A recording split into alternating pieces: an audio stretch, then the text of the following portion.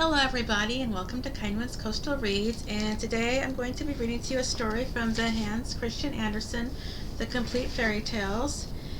And the story I'm reading today is called The Dumb Book. Okay, so here we go, The Dumb Book.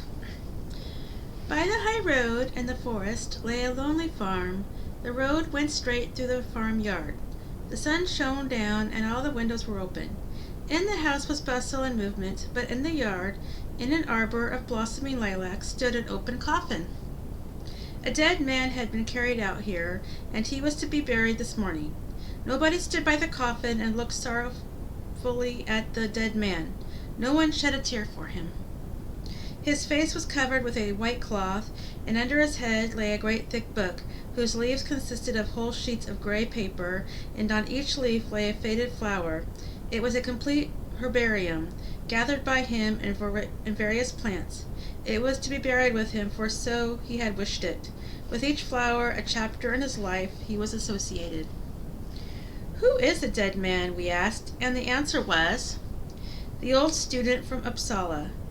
They say he was once a brisk lad and studied the old languages, and sang and even wrote poems.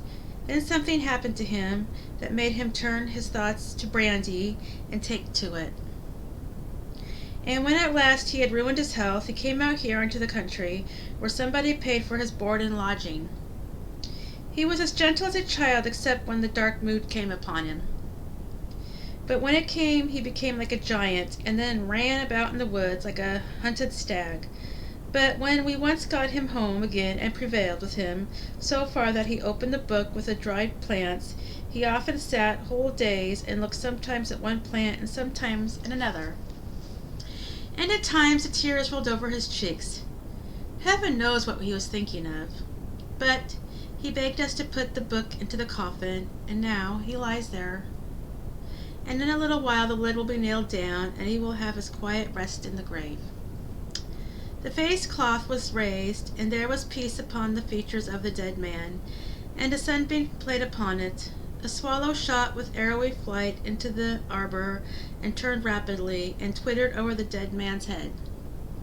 What a strange feeling it is, and we have doubtless all experienced it, that of turning over old letters of the days of our youth. A whole life seems to come up with them, with all its hopes and sorrows. How many persons with whom we were intimate in those days are as it were dead to us, and yet they are alive, but for a long time we have not thought of them whom we have thought to hold fast for ages, and with whom we were to share sorrow and joy. Here the withered oak leaf in the book reminded the owner of the friend, the schoolfellow who was to be a friend for life. He fastened the green leaf in the student's cap in the green wood when the bond was made for life. Where does he live now? The leaf is preserved, but the friendship has perished. And here is a foreign hothouse plant, too delicate for the gardens of the north. The leaves almost seem to keep their fragrance still. She gave it to him, the young lady, in the nobleman's garden. Here is the water rose, which he plucked himself and moistened with salt tears, the rose of the sweet waters. And here is a nettle. What tale may its leaves have to tell? What were his thoughts when he plucked it and kept it? Here is a lily of the valley from the solitudes of the forest. Here's an evergreen from the flower pot of the tavern. And here's a sharp bare blade of grass. The blooming lilac waves its fresh fragrant blossoms over the dead man's head, and the swallow flies past again. Pewit, pewit! And now the men come with nails and hammers, and the lid is laid over the dead man, that his head may rest upon the dumb book put away, forgotten. The end. And that is the story of the dumb book from the Hans Christian Andersen Complete Fairy Tales, and I hope you enjoyed that little story.